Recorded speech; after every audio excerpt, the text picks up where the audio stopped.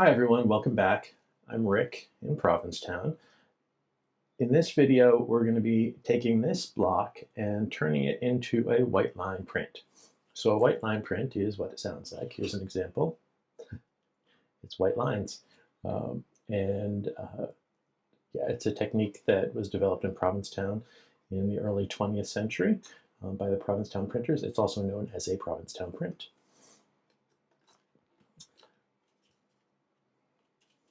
So typically you start with a sketch. Let me adjust my workspace here a little bit. So typically you start with a sketch and then transfer it onto a wood block and then carve it with carving tools. I don't do that because my hands don't have that level of dexterity or power anymore due to arthritis. So I take my sketches, I turn them into a digital image, and then I use a laser engraver to engrave the lines onto a wood block. So these are actually kind of like a ½ millimeter deep. If you were to scratch, you can actually see some of the stuff is coming off. That's one of the downsides of using laser engraving. You can sometimes get char. Anyway, so I have my my engraved wood block, and then I use my watercolor paints. I'm using Kuretake Gansai Tambai. Those are my favorites. And I am going to apply the watercolor, and then I flip my paper over, and then I use my spoon. You can use whatever you have handy. The spoon is the traditional method for a Provincetown print. I happen to have a great spoon for that. And then you rub it, and it transfers over. So that's the technique, and I'm going to go through and see what we get here. This is a building on Commercial Street in the East End. It's known as Iota Cottage. It actually says in this little banner over the door, Iota Cottage. So we're just going to go ahead and paint this up and see what we get. It's always a surprise. I love this technique because you're never quite sure what you're going to get. Depending on the weather, how much water you use in your watercolor, the grain of the wood, the thickness of your lines, the depth of the engraving, you get different outcomes, which I think is great because it's less fussy. If you don't enjoy kind of randomness, you're not going to enjoy this method. I really do, though. So I'm going to start. I try to start from this side and work my way over. It just seems to work best in my experience because I'm right-handed. I'm going to wet some of this ultramarine pale.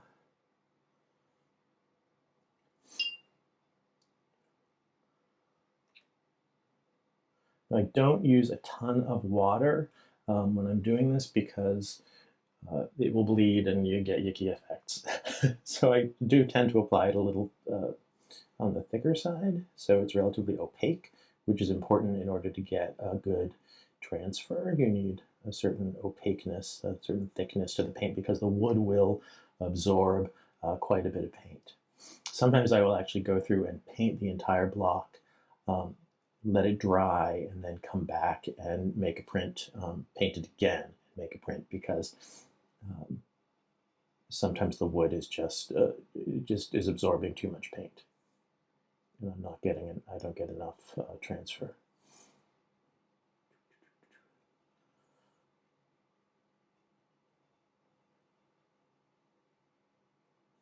So this design is based on a photo that I took of Iota Cottage. You know, it's my interpretation of it. White lines are really pioneered and made popular by Blanche Lazelle, who was a painter who was really steeped in modernist principles. So abstract is the word.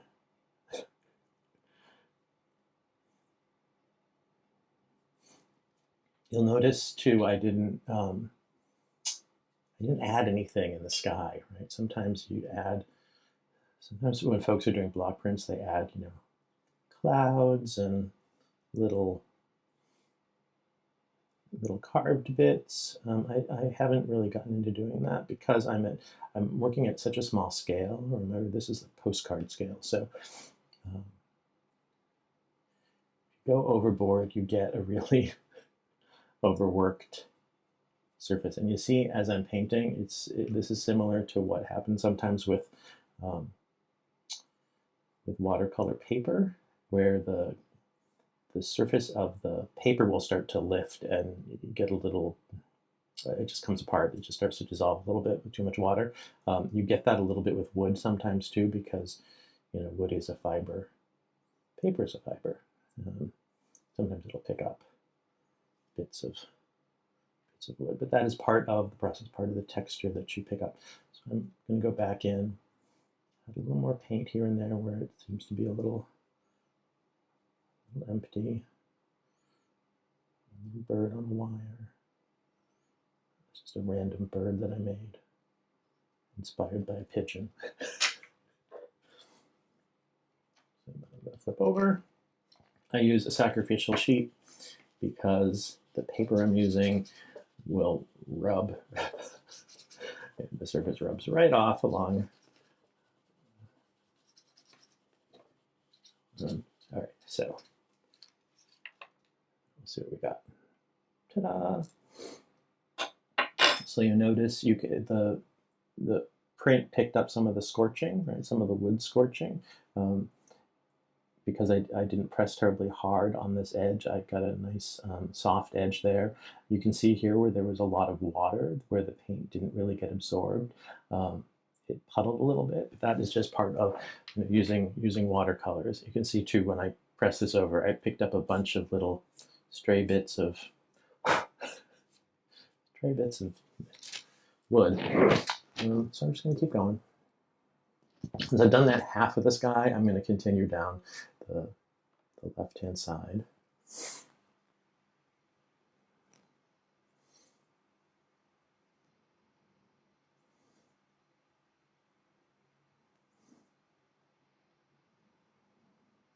The brush that I'm using for this is a number 2 Yasutomo Fusion brush, which is really used for sumi painting. I like it because it's not too stiff, it's not too soft. It gets a good point. The number 2 is kind of equivalent to like a number 6 in like a. Let me see what I have over here. It's like here's a print. That's a number 4, but it's that is that 4 to 6 range.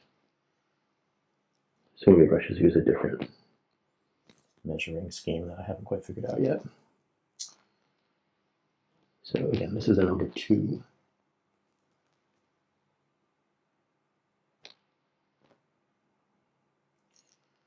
One of the things I've noticed with engravings is the deeper the engraving is, the more forgiving it is with your paint application, because the paint will if you go over the edge, the paint will puddle in the engraved bit, but if it's deep enough, it'll capture that paint and you won't end up with a blob.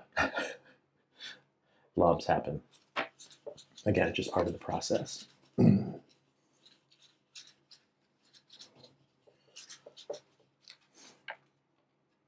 Folks have asked me, does it matter the direction that you're, scrubbing with your spoon? No, not really.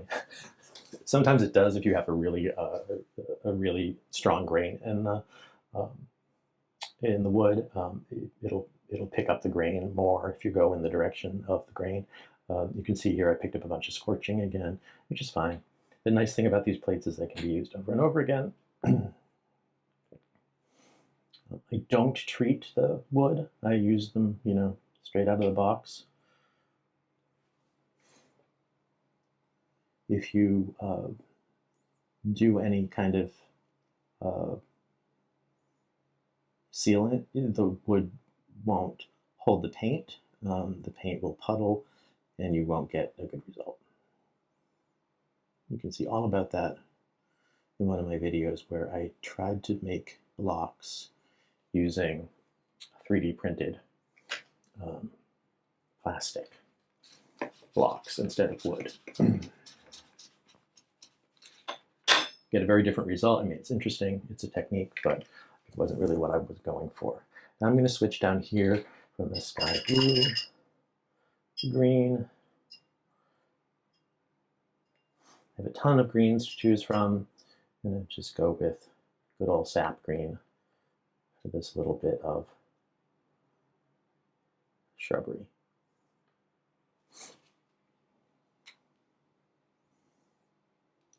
It's bright today. I like painting in the morning because I get nice eastern sunlight through this window that I'm sitting in front of.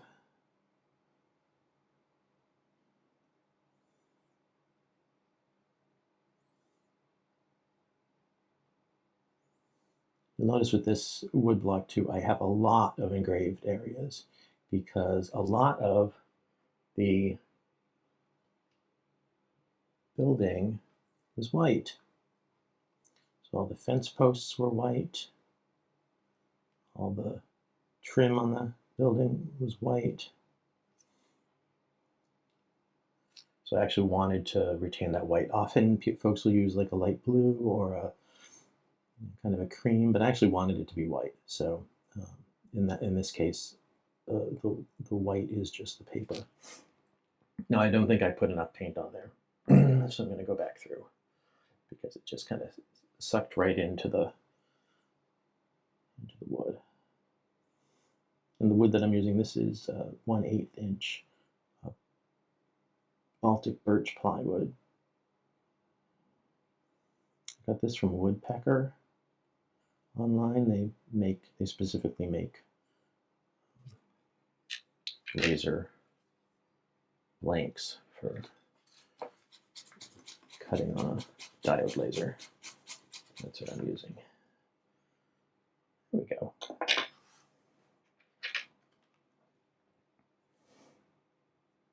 Sometimes it's challenging to figure out what the heck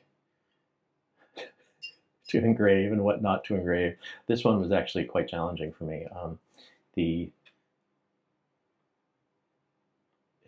just kind of have to get your brain around reversing the direction of the neutron flow.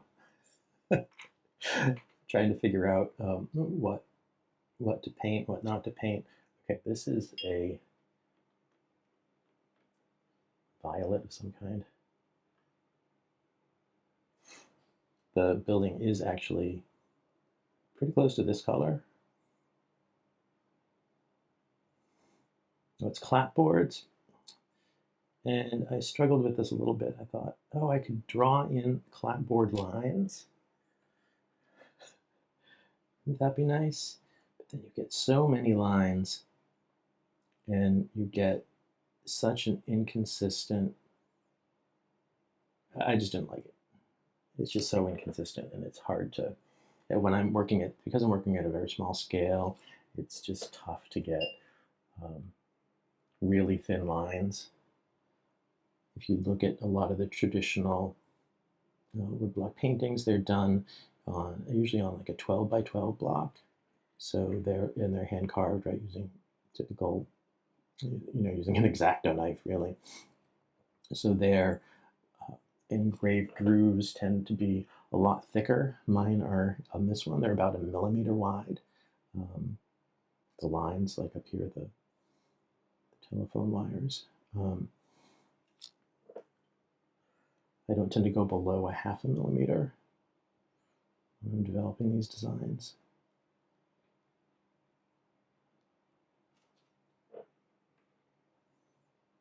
What works for me might not work for you, so experiment. I think that's the, finding your process is the best part doing painting.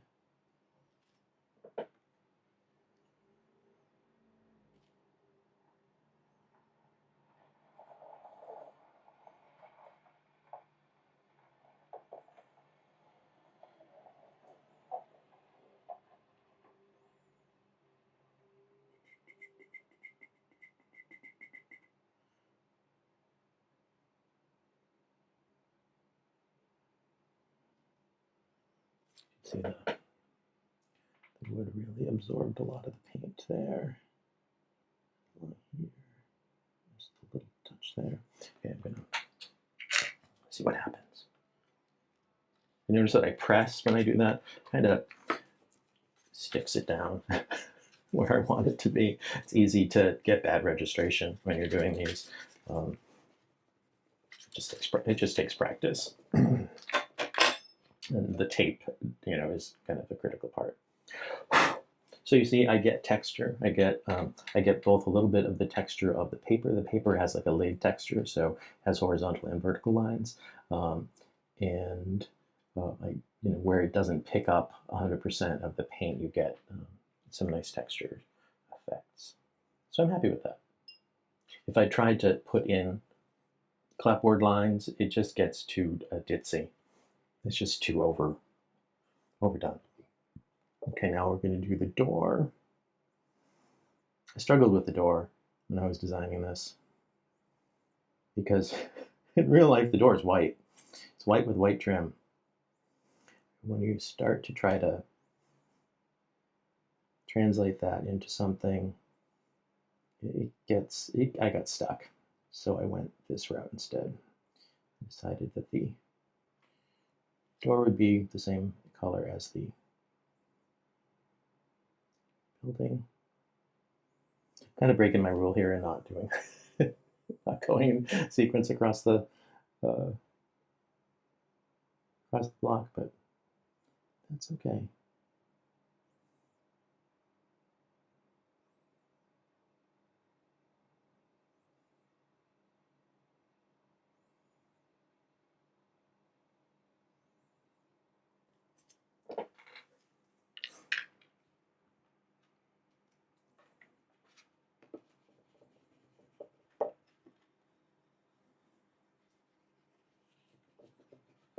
You can see my table here is really wobbly too, but that's okay. Ta-da! Now you see it didn't get that bit there. So just because I don't want to add more paint, sometimes you can just rub it again. Yeah, and that picked up enough for what I wanted. So I want to try to get that corner too.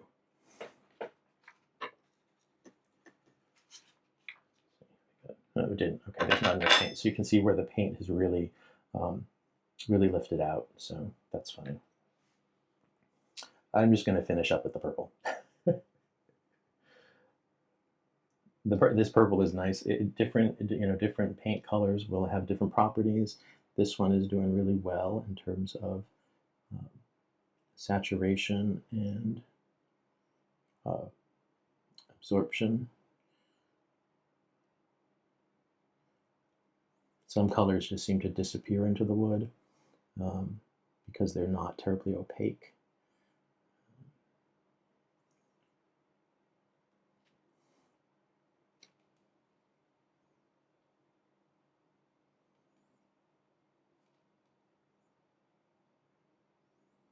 You can see as I'm doing this, I'm painting right over all the scorch marks. Now you could go and sand the surface before using the block. I'm lazy. And I didn't have any sandpaper. People they'll sand it and then they'll use like a compressed air. Just that's too much.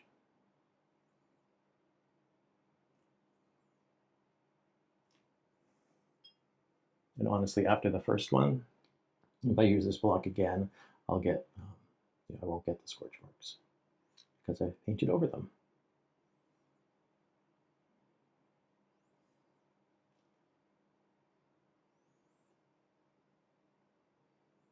It's funny too, as you paint, like I'm going, oh, this is really pinky color, but on the print it's more mauve, so I'm happy. Now this is where it gets like really finicky because I made these lines really narrow to try to get the fence posts in. They may or may not work very well. We shall see.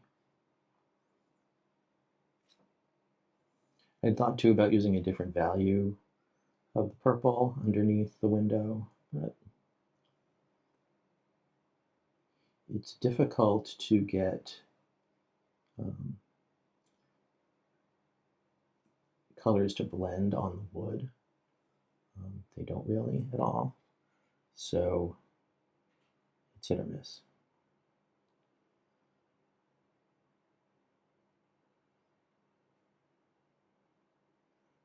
I am thinking of maybe doing a different color there. Where did I just paint? I just painted around the window.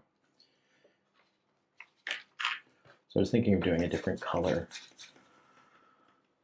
around the where there's actually a granite step under the door.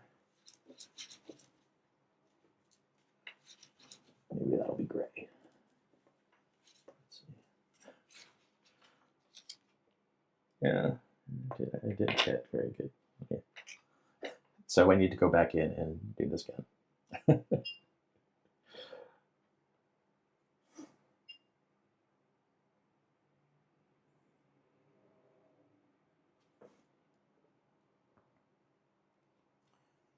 So when you're thinking about this, it's the opposite, right? So this is over here. So I need to go back over here by the door. And sometimes when you go back in and paint again, you get a little bit of almost a seam between the initial paint application and the second one. I want to kind of define the bottom of the planter a little more.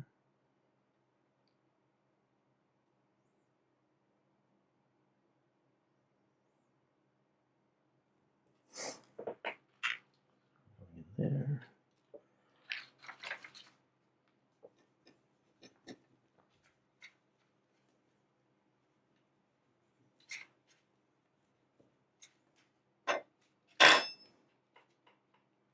Ah, much better. But I'm going to leave the fence posts like that because I am. Next we will do, I'm going to do these in green. I'm going to continue the green across, all the way across the bottom. So I will go in and do this little bit. I'm going to do that in gray and see what happens. I can get a stone effect in there.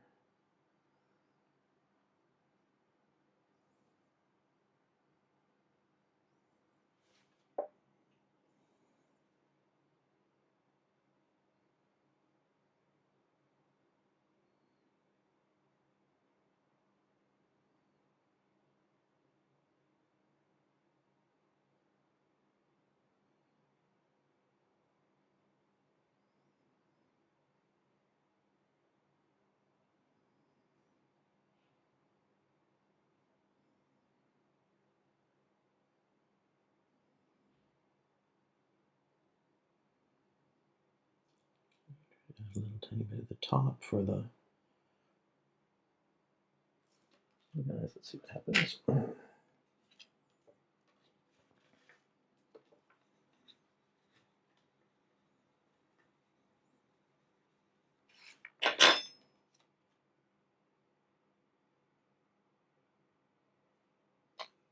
Interesting.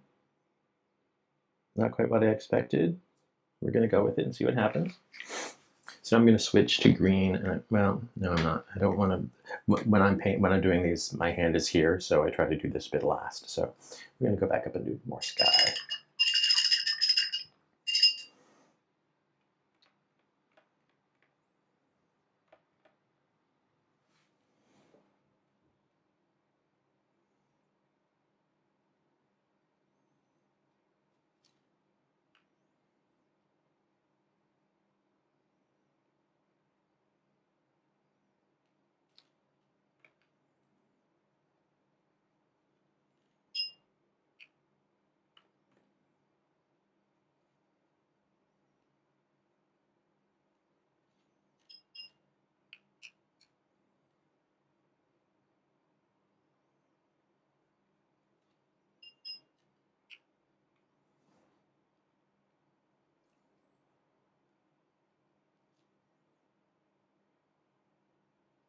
I had someone ask me recently, I was showing them one of these, they were asking me what I was up to, and I said, oh, I'm making white line prints.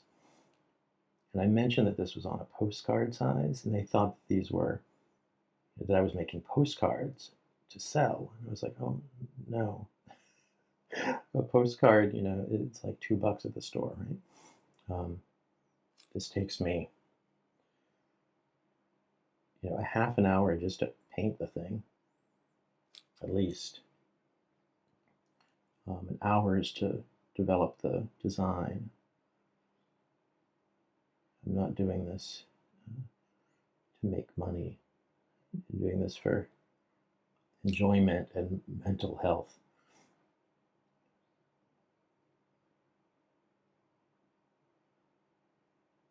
How much would you pay for a postcard? I don't think you pay enough to make it worth selling. They said, oh, well, yeah, the paper must be cheap. I'm like, yeah, but this isn't about the paper. I could scan it and mass produce it, like on an inkjet or a laser, but then it's not the same thing. These are fun. These are original pieces. And I do occasionally send them through the mail.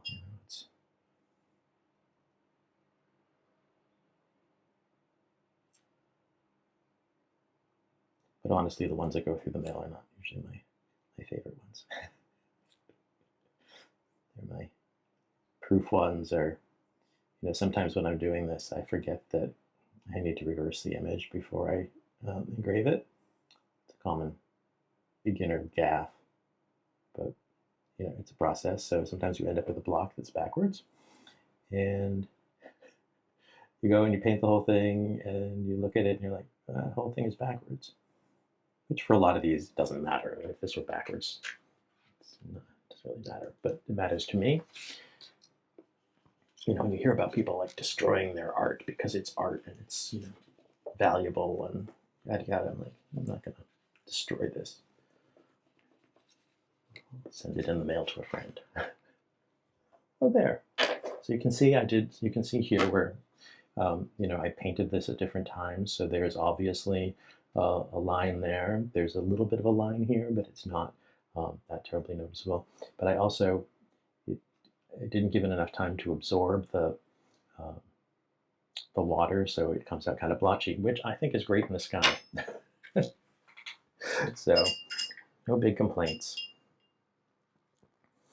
So now I need to figure out what to do with the roof, and I think the roof will be gray as well. I'm trying to stick to a reasonably limited palette. The actual roof tiles are just asphalt roof tiles. So since I've already used the gray, I'm just going to use the gray again. Roof.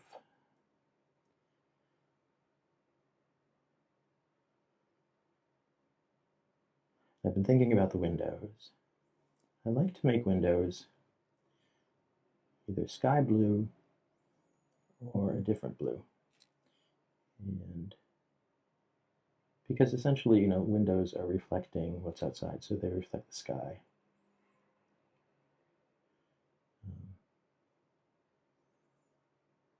And often they just appear black, too, because they don't reflect that much. So I think they're going to be blue. Blue is cheerful. I've already used it in the painting. Oh, good. That came out nice. I'm happy. So now we'll go and we'll do more blue. This color, this ultramarine pale, is like my #1 color. I use it all the time. Now, the problem in painting little tiny things is getting not too much paint. So I'm going to just go through and dab to get some of the paint off my brush. Don't worry too much about the details. These never come out. My little tiny windows like this never come out with crisp corners. So I know that going in.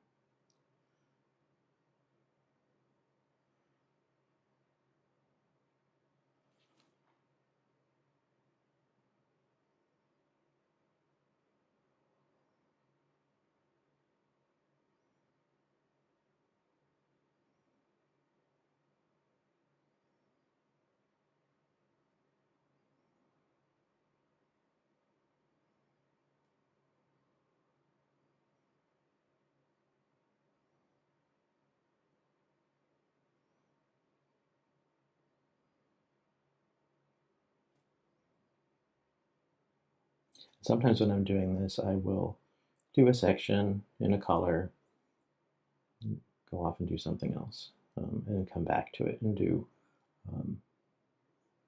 let things dry.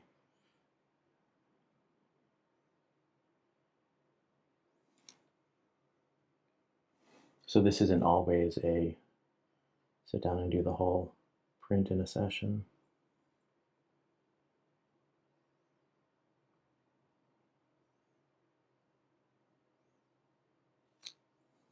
I don't generally have the attention span to sit and do an entire painting.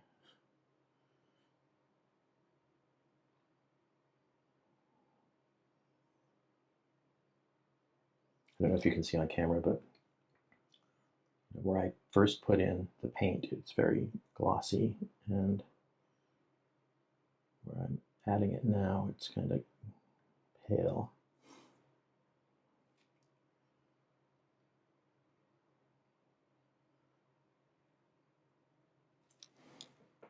We're going to give that a go and see what we get.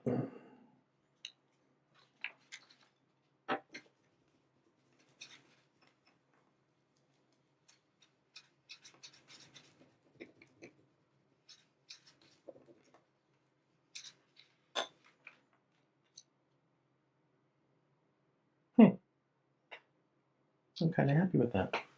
It's kind of happy. Now we're going to go and do the gray. No, we're going to do the greens. Oh, choices, choices. Yes, we're going to do more greens. I'm going to stick with that sap green for the bits down below. So I think this is going to be a yellow green, and then this will all be sap green.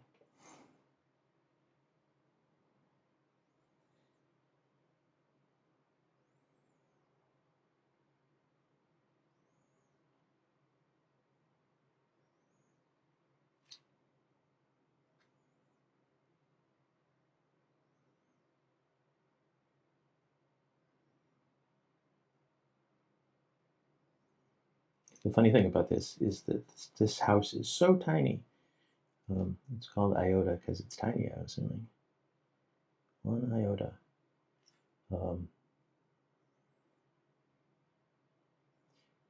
But when you zoom in on it like this and you're pulling it out of context, it doesn't look quite as tiny. This is kind of the typical size of an early Provincetown cottage, which were really just shacks that eventually got upgraded. And sadly, this adorable little cottage today would go on the market for, $1 million plus.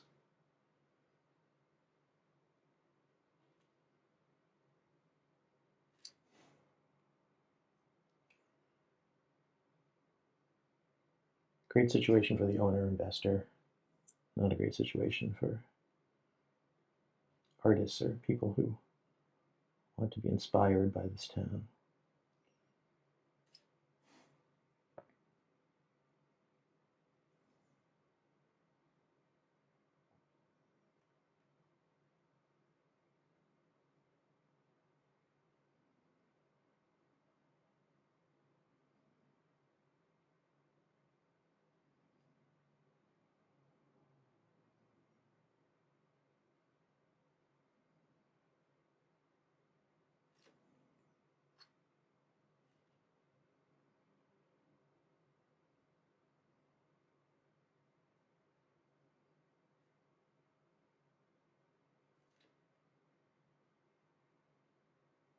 Okay, we're just going to see what we got and then go back. This can be very meditative. Kind of just I lose myself in doing this. Less so because I'm actually talking. Yeah, you see this whole part that I did first, just which just sucked up the paint. So it's very meditative. It's nice to do quietly and kind to listen to the birds. I can hear the birds. I don't think you can. I can hear the birds, and I can hear an exhaust fan running. I've tried doing some of this outdoors, but in the summertime here, it's hard to find a shady spot to sit. There's not a lot of shade in a beach town. And when I do find a shady spot, it's usually in a foresty area, which means the ants and the mosquitoes and all the critters come join me.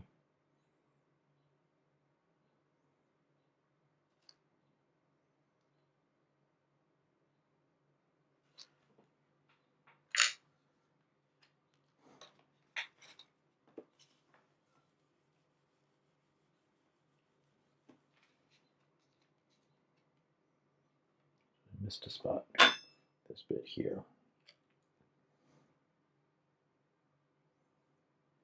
I don't know if you can tell, but because there's so much engraving on this, it kind of embosses the paper as well.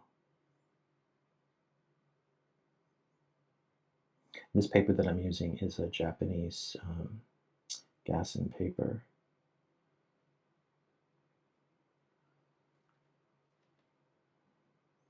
So it's slightly different from cotton or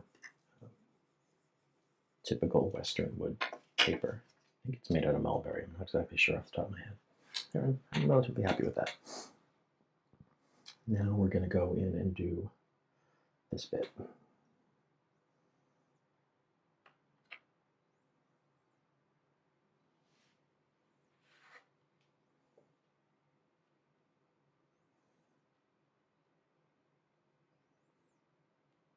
So when I'm doing these recordings, I actually have a monitor over there, which is my iPad, mirroring the video.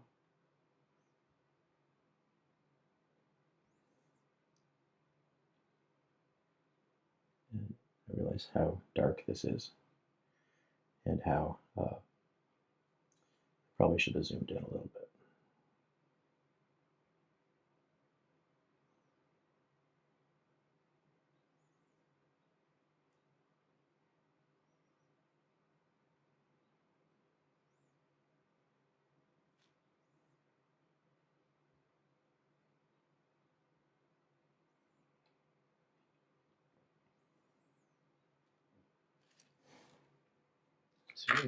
See what we get with that.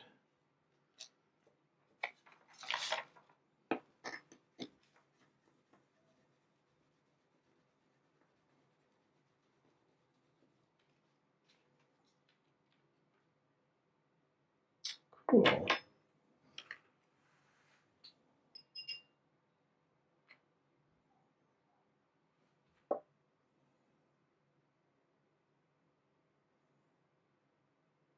Yeah, I said I was going to use a yellow-green, but I changed my mind.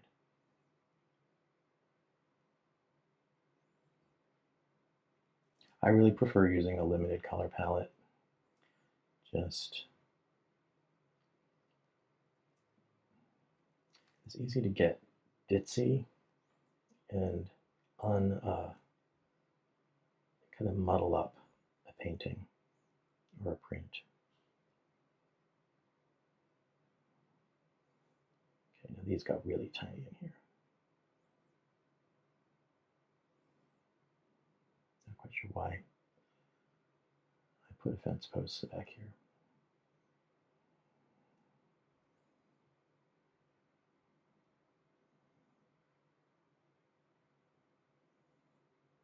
I think I was just trying to create some asymmetry and balance the composition.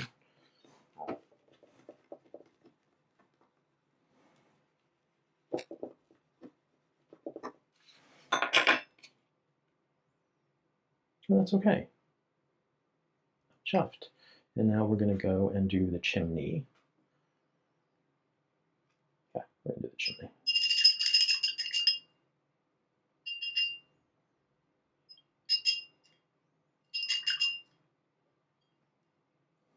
Switch color. I'm just going to do the chimney in gray. Just to stick with this. Sometimes I'll blend colors. I don't blend them on the wood. I blend them, in a palette.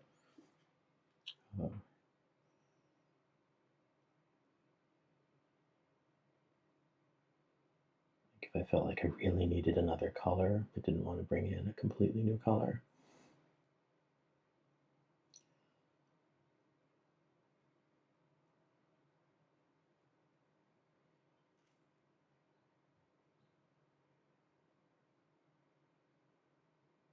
If I wanted to get a different color here for the top of this chimney, which I have no idea. I think the actual color of the chimney is white. It's not, not the most attractive chimney. It's not like a fancy brick one, I don't think. I don't want it to dominate, so I'm just making it gray. But little houses have to have a chimney, right? If you were drawing this as a little kit, you would totally put a chimney in it. All right, so that is the bulk of this done. I'm going to go back. Now, I was thinking there's this whole strip here that is the roadway or the sidewalk. It's actually the sidewalk, right? So it's brick, but I'm not going to add another color in here. I think I will just make that gray since I've got gray on my brush.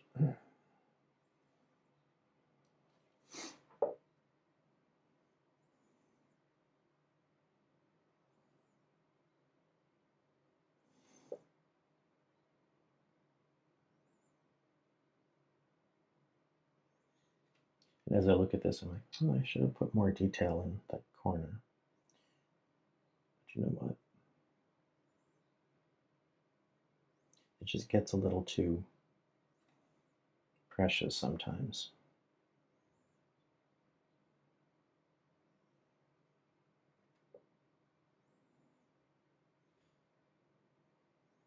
I thought the picket fence was a really important part of this. It gives it that super cottagey 19th century vibe, a little village. So I spent a lot of time coming up with a way to do the pickets and the fences. You'll notice too that I left out. I didn't put any plants in the planter box. Plants sometimes get away from me. It's interesting too to notice like the difference in the colors of the greens, right? I got darker greens here, lighter greens there. I really love that, how you can get some variation.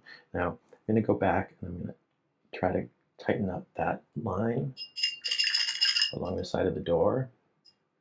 And since it's been a while since I started this little guy,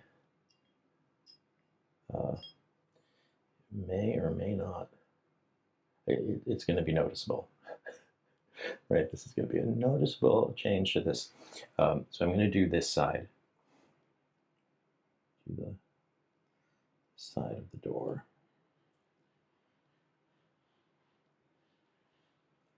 I'll do the bottom.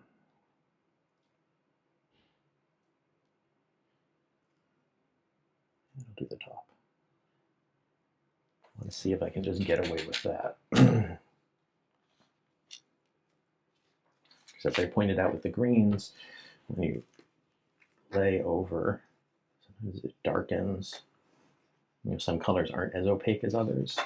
This purple seems pretty opaque. Oh, perfect.